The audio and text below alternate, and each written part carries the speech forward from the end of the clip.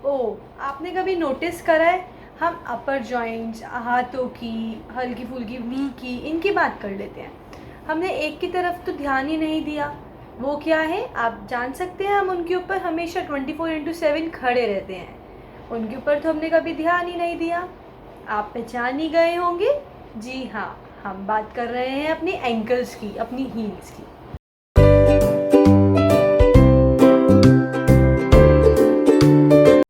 नमस्कार, मैं सिमरन मल्होत्रा और आप देख रहे हैं better life yoga.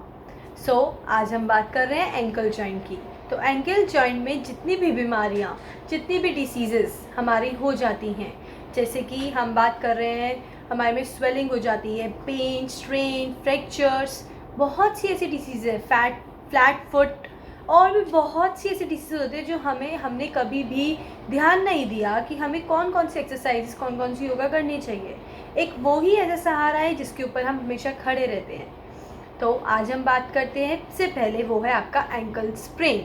Ankle sprain की ओर बढ़ते हैं अब हम। हाँ, तो एंकल स्प्रेन क्या है? एंकल स्प्रेन जो हमारी एड़ी में मोच आ जाती है उसे एंकल स्प्रेन बोलते हैं। एंकल स्प्रेन बहुत ही कॉमन डिसीज़ है जो हम देखते हैं कि जो हमारा एंकल स्प्रेन होता है, जो मोच आ जाती है, वो हमारी हड्डी से कोई लेना देना नहीं है। कोई हड्डी में कुछ नहीं होता। हड्डी में जब कुछ होता है उसका मतलब है फ्रैक्चर, पर स्प्रेन हो जाना, एक मोच आ जाना, उसे एंकल स्प्रेन बोलते हैं। उसमें क्या होता है, जो हमारी पैर की सबसे बाहर वाली साइड, जैसे पैर है तो पैर में जो हमारी बाहर जो गिट्ठक होती है, जैसे हम बोलते हैं लेटरल मेलुलियस, वो जो होती है उससे हमारा पैर ऐसे करके बिल्कुल मुड़ जाता है, तो हम उसे बोलते हैं एंकल स्प्रेन।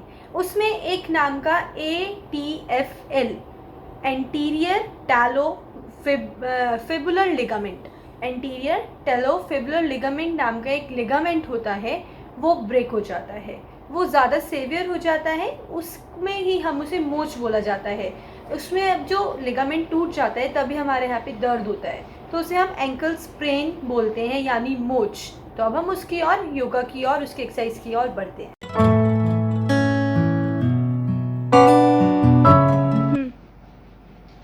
तो अब हम बढ़ते हैं एक्सरसाइज की और एंकल स्प्रेन की।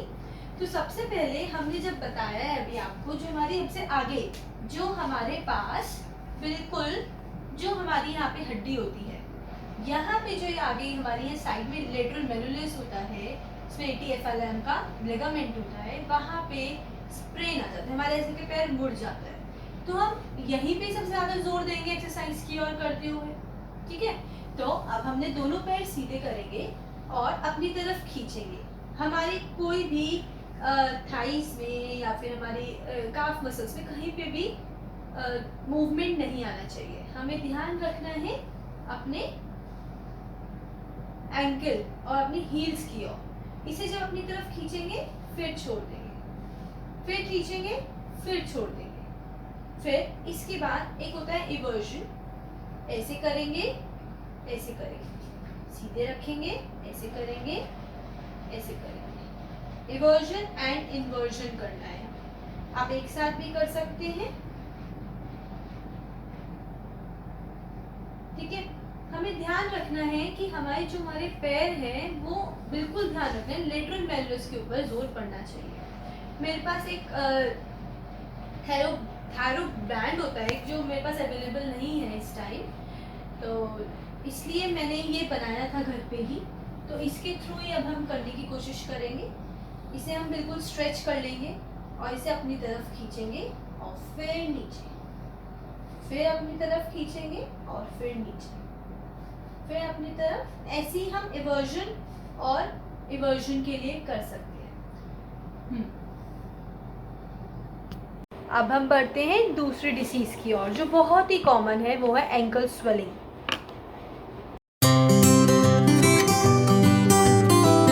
तो अब हम बढ़ते हैं एंकल स्वेलिंग। एंकल स्वेलिंग मतलब सूजन हो जाना हमारी पैरों में। एक हमने लेटरल मेलुलियस की बात की थी, वहाँ पे लेटरल और मीडियल मेलुलियस में दोनों में हमें सूजन दिखती है। हमारे डॉर्सल, जो हमारा पैर है उसके ऊपर, डॉर्सी में जो होता है हमारा ऊपर वाली साइड, वहाँ पे भी हमें सूजन दिखती है। तो अब हम बात करते हैं कि ये होता ही क्यों है, कॉजेज़ क्या हैं, ये सूजन क्यों ही हो जाती है। सूजन क्यों हो जाती है? पहला रीज़न ये है कि आपने कोई फ्रैक्चर हुआ है आपका पहले, या फिर आपने कोई इंजरी हुई है आपके, इसलिए हमें स्वेलिंग हो गई है, या फिर बीपी की दवाइयाँ, हार्ट की दवाइयाँ, एनसेड्स, आपकी पेन किलर्स, और साथ साथ ऐसे स्टीरॉइड्स वगैरह आपने ले लिए हैं, और उसके साइड इफ़ेक्ट्स भी हमारे पास होते हैं। वो है स्वेलिंग हो जाना हमारे एंकल्स में, वेट गेन होना, इसकी वजह से भी स्वेलिंग, बहुत देर तक खड़े रहना सबसे कॉमन रीज़न है। आप ये ना सोचें कि हमें हार्ट की डिसीज़ है, हार्ट की दवाइयाँ खा रहे हैं, इसकी वजह से हो गया साइड इफ़ेक्ट, बट हाँ, आपके लिए मेन रीज़न ये भी है। याद रखें, आप बहुत देर तक, लंबे टाइम तक खड़े हुए हैं तो हमारे पैरों में स्वेलिंग हो जाती है। और साथ साथ हमारे पास एक और चीज़ होती है, वो है वेरिकोज वेन। बहुत ही इंपॉर्टेंट है, जो हम सबसे ज़्यादा देखे गए हैं रिसर्चर्स के अकॉर्डिंग। वेरिकोज वेन में, जिसमें हमारे पास वेन्स हमें दिखती है, उसकी मैं वीडियो बनाऊंगी अगली। वेरिकोज वेन के लिए बहुत ही कॉमन है और बहुत ही इम्पॉर्टेंट है वो हमारे लिए। तो उसमें क्या होता है, हमारा ब्लड जो है ऊपर और नीचे अपनी जगह से इधर से उधर नहीं हो पाता है, एक जगह अड़ा हुआ है या फिर वहाँ तक नहीं पहुँच पा रहा है, नैरो हो गया है, मसल्स फूल गई हैं, हमारी नर्व्स, नसें फूल गई हैं। अलग अलग स्टेजेस होती हैं उसकी, अलग अलग रंग होते हैं, उसको मैं एक्स्ट्रा आगे जाके अपनी अगली वीडियो में आपको बताऊंगी वेरिकोज वेन में क्या ही होता है। उसी में ही हम बात करते हैं एक और चीज़ की, वो है हमारे पास कि ऐसी कॉमन हमने 3 चीज़ें देखी हैं रिसर्चर्स में। एक तो हार्ट डिसीज़, हार्ट डिसीज़ कोई प्रॉब्लम है आपको, जिसमें हम बोलते हैं दिल कमज़ोर है, मतलब हार्ट कंजक्टिव, इसमें हम बोलते हैं। दूसरा हमारे पास होता है लिवर की प्रॉब्लम या फिर किडनी की प्रॉब्लम। अगर ये 3 डिसीज़ेज़ हैं, इसमें भी हमने देखा गया है कि हमारे पैर जो है वो स्वेलिंग मिली है, तो उसके लिए भी हमारे पास योगाएं होती हैं, ऐसी आसन्स होते हैं। आसन्स तो नहीं है, बट हाँ छोटी मोटी एक्सरसाइजेज होती हैं जो हम इसमें करवा देते हैं कि एक्यूट हो, ज़्यादा क्रॉनिक ना हो, ज़्यादा पेन ना हो। अगर आपका हल्का हल्का कम हो गया है, रिकवरी पे है, तो हम ये एक्सरसाइजेस कर सकते हैं। तो let's we go for the exercises. हाँ, तो अब हम बढ़ते हैं स्वेलिंग की एक्सरसाइज की ओर। उसमें इतनी एक्सरसाइजेस नहीं है, बट हाँ आपको कुछ चीज़ों का ध्यान रखना है। मैं आपको एक्सरसाइज बता देती हूँ पहले। उसमें सिर्फ हमारे पास जो टो होता है हमारा, उसको स्ट्रेच करना है। जो हमारे टोज हैं उनको स्ट्रेच करना है अच्छे से। इनहेल और एक्सहेल का ध्यान रखेंगे। जब हम इन्हें बंद कर रहे हैं तो इनहेल, छोड़ रहे हैं exhale, inhale exhale, inhale exhale. और हमारे पास ऐसी 2 चीज़ें और हैं जो आपको इनमें हमें बहुत ही ध्यान रखना है। पहली चीज़ है, हमें कभी भी जब हम बैठ रहे हैं चेयर पे या स्टूल पे, what ever in you're sitting और ऑन अ बेड ऑल्सो, आप बेड पे भी बैठे हुए हैं तो प्लीज़ अपने पैर लटका के ना बैठे। जितना ज़्यादा आप पैर लटकाएंगे उतनी ज़्यादा स्वेलिंग बढ़ती जाएगी। दूसरी चीज़ है, जब आप सो रहे हैं, सोते हुए हमेशा ध्यान रखें अपने पैरों को हमेशा ऊपर रखना है अपने हार्ट के लेवल से। आपका सिर नीचे होगा और आपके पैर ऊपर होंगे। उसमें आप पिलोज रख सकते हैं और कुछ भी आपके पास है आप वो रख सकते हो अपने पैरों के नीचे। तो एलिवेशन इज मोर इम्पॉर्टेंट। ये चीज़ों का ध्यान रखना है। स्प्रेन होता है हमारे पास जो, तो स्प्रेन में हमारे पास एक राइस नाम की चीज़ होती है, RICE। राइस में rest, ice application, compression and elevation.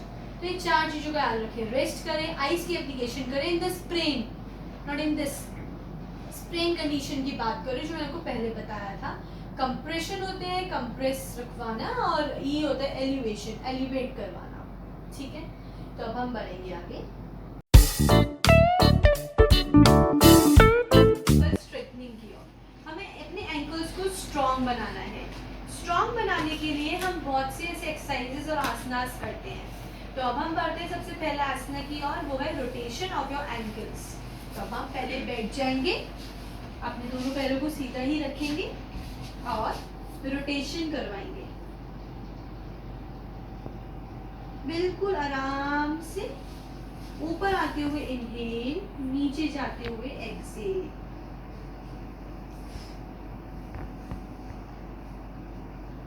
ऐसे हम अपोजिट डायरेक्शन में करते हैं।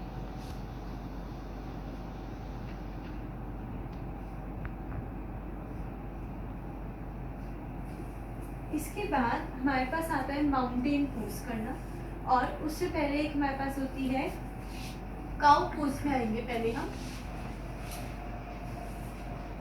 काउ पोज में आके अपने एक पैर को पीछे करेंगे और पीछे करके इसको टो को स्ट्रेच करवाएंगे। पहले पीछे जाएंगे, फिर एक्सेल करेंगे, आगे आएंगे। काफ मसल्स में भी थोड़ा सा जोर पड़ेगा आपके।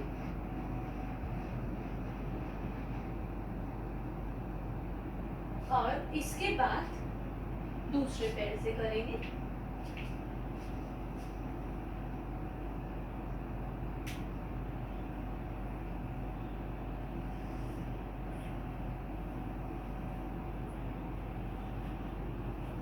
अब हमारे टोज में बहुत ज़्यादा स्ट्रेचिंग हो गई है। अब हम पहले वज्र आसन में बैठेंगे। वज्र आसन में बैठ के जो है डोर्सी वाला एरिया है पैरों का, उसमें थोड़ा पेन महसूस होगा। इसके बाद जब हम डॉर्सिक्स में बैठ जाएंगे, इसके बाद अब हम करेंगे पहले माउंटेन पोज। माउंटेन पोज में कैसे होता है, हम पहले अपने दोनों हाथों को आगे रखेंगे, दोनों पैरों को ऊपर करेंगे और नीचे रखेंगे।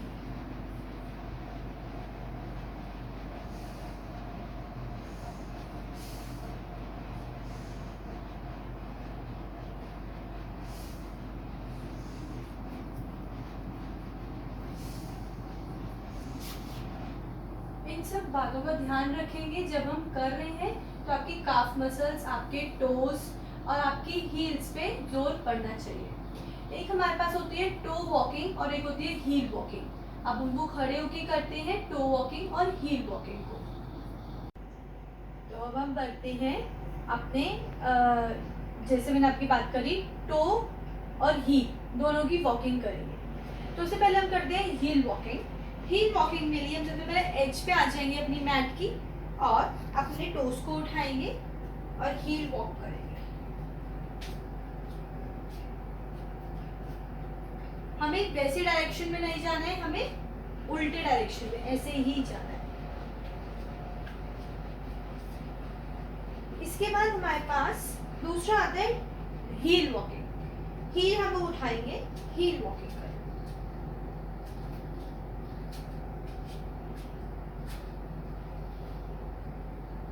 उल्टे ही आएंगे ऐसी। आप सहारा भी ले सकते हैं अगर चला ना जाए। तो इन सब चीजों का आपको हमेशा ध्यान रखना है कि आपको कैसे कैसे चलना है और कभी भी फोर्सफुली नहीं रखना, इनहेल एक्सहेल का ध्यान देना है। तो अब मैंने आपको ज़्यादातर एंकल की जो बहुत ही कॉमन डिसीज़ है, वो है दोनों स्प्रेन और स्वेलिंग। इन दोनों को बहुत ही अच्छे से समझाया है और इनमें थोड़ी सी एक्सरसाइजेस बताई हैं। इसके लिए सिर्फ यही एक्सरसाइजेस हैं। हम इसमें 25 टाइम्स इस एक्सरसाइजेस को कर सकते हैं, पर एक्सरसाइज को 25। अगर आप रोटेशन कर रहे हैं तो 25 टाइम्स, एंटी क्लॉकवाइज 25 टाइम्स, या आप 5-5-5 से करके सेट हिसाब से ही आप कर सकते हैं अगर आपको लग रहा है ज़्यादा पेन है। बट हाँ, अगर ज़्यादा पेन है, एक्यूट है, तो ही करें। डॉक्टर से सलाह ज़रूर लें। ऐसा नहीं कि आप घर पे कर लें, एक बारी ज़रूर अपने डॉक्टर से पूछें, उसके बाद ही आप एक्सरसाइजेस शुरू करें। और इसके बाद मैं आपको बताऊंगी फ्लैट फुट, जिसमें हमारा फ्लैट हो जाता है बिल्कुल फुट, उसके बारे में अगली वीडियो में। मेरी वीडियो पे कमेंट, शेयर और लाइक करें। कोई प्रॉब्लम है तो आगे ज़रूर पूछें, कमेंट बॉक्स पे कमेंट करें। किसी और पे आप चाहते हैं तो प्लीज़ आप वीडियो चाहते हैं तो प्लीज़ आप कमेंट करें और मेरे चैनल को सब्सक्राइब करें और शेयर करें जितना कर सकते हैं। Thank you so much.